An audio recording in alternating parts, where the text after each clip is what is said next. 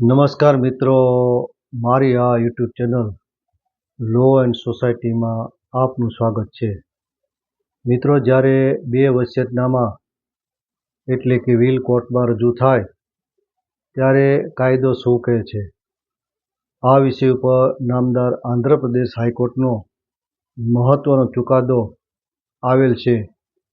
આજે આપણે આ ચુકાદાની જાણકારી મેળવશું. મિત્રો, કોઈપણ વ્યક્તિ પોતાના જીવનકાળ દરમિયાન સ્વ ઉપાર્જિત કરેલી સંપત્તિનું તેના મૃત્યુ પછી વારસદારો વચ્ચે શાંતિપૂર્ણ રીતે વિતરણ થાય અને કોઈ તકરાર ન થાય તે માટે વસિયતનામું કરતી હોય છે. વસિયતનામું એ વ્યક્તિના મૃત્યુ પછી અમલમાં આવતો દસ્તાવેજ છે. વિલ કરનાર વ્યક્તિના અવસાન બાદ વારસદારો દ્વારા આ વસિયતનામાના આધારે માલિકી હક કે અમલવારી માટેની કાનૂની કાર્યવાહી કરવામાં આવતી હોય છે.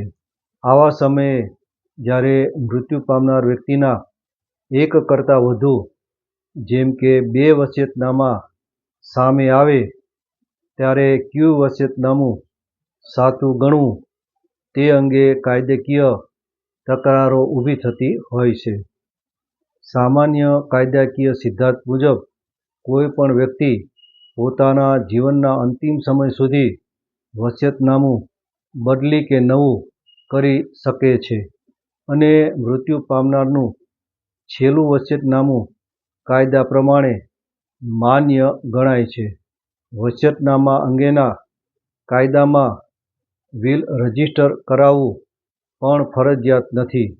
તે સાદા કાગળ પર પણ થઈ શકે છે, પરંતુ રજીસ્ટર કે બિન રજીસ્ટર થયેલું છેલ્લું વસિયતનામું જ્યારે કોર્ટમાં પુરાવાની એરણ પર તપાસવામાં આવે અને જો તે શંકાસ્પદ કે ખોટું સાબિત થાય ત્યારે કોર્ટ આ છેલ્લા વસિયતનામાને પણ રદબાતલ ઠેરવી તેના અગાઉ થયેલા વસિયતનામાને ગ્રાહ્ય રાખતી હોય છે.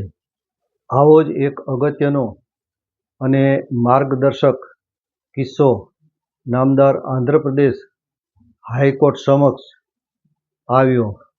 આ કેસનું નામ છે એ અન્નપૂર્ણા, જે મૃત્યુ પામનાર હતા, અને અન્ય વિરુદ્ધ એસ સત્યનારાયણ મૂર્તિ અને અન્ય.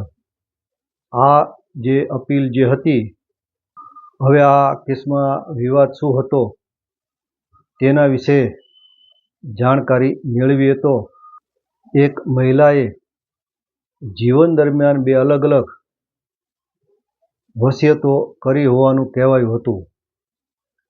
એક પક્ષ દ્વારા 31 ઓગસ્ટ 1990નું નોંધાયેલું વસિયતનામું રજૂ કરવામાં આવ્યું હતું, જ્યારે બીજા પક્ષે 29 ડિસેમ્બર 1991નું બિન નોંધાયેલું વસિયત કોર્ટ સમક્ષ રજૂ કરવામાં આવ્યું હતું. હવે પ્રશ્ન એ હતો કે આ બેમાંથી સાચું અને કાયદેસર વસિયતનામું કયું? હાઈકોર્ટે બિન નોંધાયેલ વસિયતનામાને નકાર્યું, કારણ કે હાઈકોર્ટે જણાવ્યું કે આ જે 91નું બિન નોંધાયેલ વસિયતનામું હતું એ વિશ્વસનીય લાગતું નથી, કારણ કે તેની આસપાસ અનેક શંકાસ્પદ પરિસ્થિતિઓ હતી. સૌથી પહેલાં આ વસિયત લાભાર્થીના જ ઘરમાં તૈયાર કરવામાં આવ્યું હતું. બીજું, વસિયતનામાનું સાક્ષી લાભાર્થીનો નજીકનો સંબંધી હતો. ત્રીજું એ હતું કે વસિયતનામામાં બીજા જરૂરી સાક્ષીને કોર્ટમાં રજૂ કરવામાં આવ્યા નહોતા અને સૌથી મહત્ત્વની વાત એ હતી કે અગાઉ ચાલી રહેલા કોર્ટ કેસમાં આ વસિયતનો ક્યાંય ઉલ્લેખ કરવામાં આવ્યો નહોતો. જો વસિયત ખરેખર અસ્તિત્વમાં હોત તો તેનો ઉલ્લેખ થવો સ્વાભાવિક હતો. આ તમામ કારણોને લઈને આ બિન નોંધાયેલ વસિયત પર વિશ્વાસ કરી શકાય નહીં એવું નામદાર આંધ્રપ્રદેશ હાઈકોર્ટ દ્વારા અવલોકન કરવામાં આવ્યું. હવે નોંધાયેલ વસિયતનામું કેવી રીતે સાબિત થયું તો ફરિયાદ પક્ષે નોંધાયેલ વસિયતનામાને બંને કોર્ટમાં રજૂ કર્યું હતું કે જ્યાં વિવાદ ચાલતો હતો. સાક્ષીઓ તપાસવામાં આવ્યા હતા અને સાક્ષીઓએ જણાવ્યું કે વસિયત તૈયાર થયા પછી તેની તમામ વિગતો વસિયત કરનારને વાંચીને સંભળાવવામાં આવી હતી અને તે સંપૂર્ણ સમજ સાથે સમજાવવામાં આવી હતી અને વસિયત કરનારે પોતાની મરજીથી અંગૂઠાનું નિશાન આ વસિયતમાં કર્યું હતું. કોર્ટને આ વસિયત અંગે કોઈ શંકાસ્પદ પરિસ્થિતિ જોવા મળી ન હતી. અંગૂઠાનું નિશાન હોવા છતાં કોર્ટનો નિર્ણય એવો હતો કે જેમાં આ જે પ્રતિવાદીઓ હતા તેને એવી દલીલ કરી કે વિલ કરનાર તો સહી કરતા હતા અને આ વસિયતનામામાં અંગૂઠાનું નિશાન છે, પરંતુ આ જે બીજું વસિયતનામું રજૂ કરનાર છે તેને અન્ય દસ્તાવેજો કોર્ટમાં રજૂ કર્યા અને એવું સાબિત કર્યું કે વૃદ્ધાવસ્થાને કારણે, સમયગાળાના કારણે વિલ કરનાર વ્યક્તિ પોતાની સહી કરી શકતા ન હતા અને આથી સહી કરી શકતા ન હોવાથી અંગૂઠાનો ઉપયોગ તેઓ કરતા હતા. આથી કોર્ટને તેમાં કોઈ શંકા લાગી નહીં.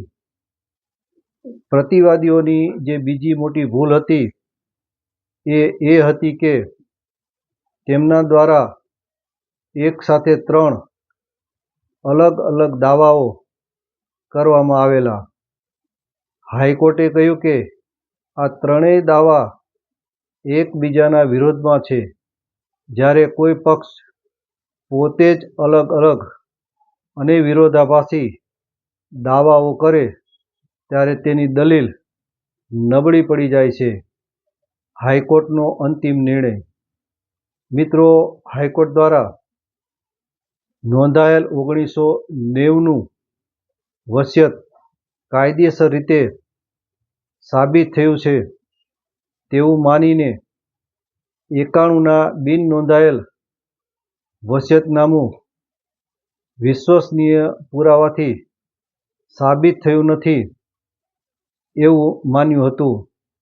આથી પ્રથમ અપીલ કોર્ટનો નિર્ણય યથાવત રાખીને સેકન્ડ અપીલ નામંજૂર કરવામાં આવી હતી.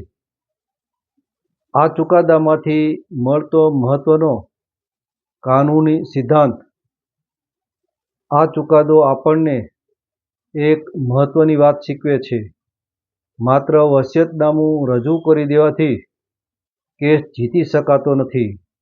જો વસિયત શંકાસ્પદ પરિસ્થિતિઓથી ઘેરાયેલ હોય તો તે તમામ શંકાઓને મજબૂત અને વિશ્વસનીય પુરાવાથી દૂર કરવાની જવાબદારી વસિયતનામું રજૂ કરનાર પક્ષકારની હોય છે. જો તે કરવામાં આ પક્ષકાર નિષ્ફળ જાય તો કોર્ટ આવું વસિયતનામું સ્વીકારતી નથી, ભલે તે કેસનો મુખ્ય આધાર કેમ ન હોય કે તેનું છેલ્લું વિલ કેમ ન હોય. તો મિત્રો, આ જજમેન્ટની PDF ડિસ્ક્રિપ્શનમાં આપવામાં આવેલ છે. તમે એને ડાઉનલોડ કરી શકો છો. આભાર. આવા કાયદાકીય મુદ્દાઓ વિશે વધુ માહિતી માટે અમારી સાથે જોડાયેલ રહો. જય હિન્દ, જય ભારત.